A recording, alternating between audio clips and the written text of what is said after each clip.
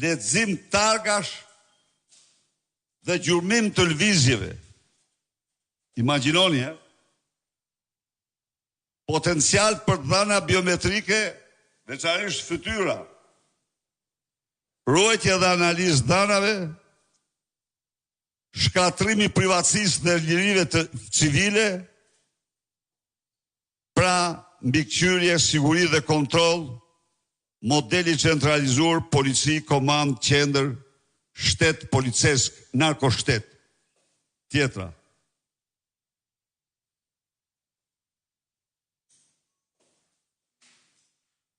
Kaloje se paka shumë të këto i tham. Pra, survencë, jo, fritë edhe njerë kalo pak aty. Për sëri këto janë, pra,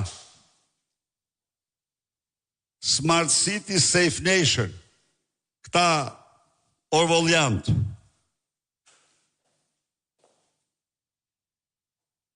nga përmirësimi i cilësisë jetës dhe shërbimeve publike, kontrolli i popullsisë dhe parandalim gjoja i kërcënimeve, shërbime trafiku, transporti, energji, ndotje, ujë, ndriçim, parkim në interes qytetarëve në Smart City, siguri, rend, identifikim, monitorim i sjelljes dhe aktiviteteve, të dhënat agreguara anonime për analiza dhe planifikim. Në Smart City, dhënat agreguara anonime, të dhëna personale të identifikueshme në kohë reale në shtetin policesk. Smart City e kufizuar vetëm për funksionim në shërbimeve, e gjëre vazhdueshme dhe në shumë nivele fizike digjitale.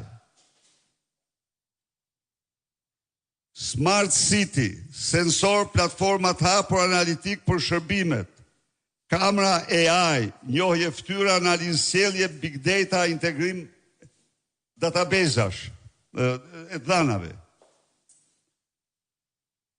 Smart City, ligje për mbrojtjen e dhënave, transparencë dhe llogaridhënie. Ligje të gjëra shpesh të paqarta dhe të frikshme. Smart City, të dhëna dhe algoritmet shpesh publike. Zero transparencë, klasifikim dhe zero transparencë.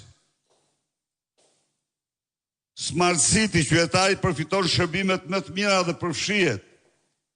Qytetari mbikëqyret, kategorizohet dhe profilizohet në shtetin policor.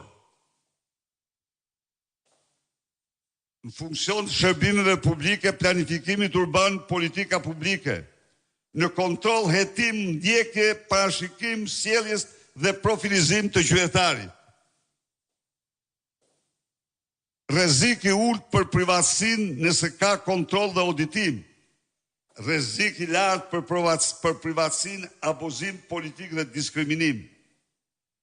Pra, këto janë dallimet esenciale midis Safe Nation, midis kombit të sigurt dhe qytetit të urt, të mençur. Është një hap tjetër që Edi Rama, i tmerruar nga qytetarët shqiptar, i tmerruar, përpiqet të dominojë ata duke i vendosur në kontroll të plot nga mëngjesi deri në darkë në çdo lëvizje të tyre. Te kalon të gjitha regjimet autoritare.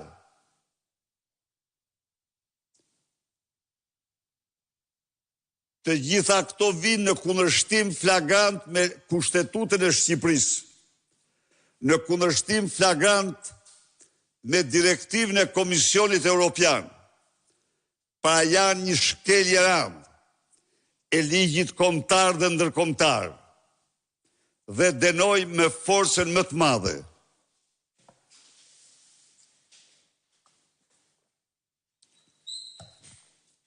Së dyti, përsëri përshëndes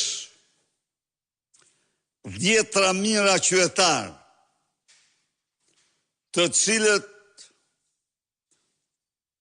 në kushte të jashtëzakonshme të një vape të papar, mbushën përsëri dje rrugë dhe bulevardet e Tiranës dje në orët e para të mëngjesit, duke kërkuar largimin e menjëhershëm të narkodiktatorit.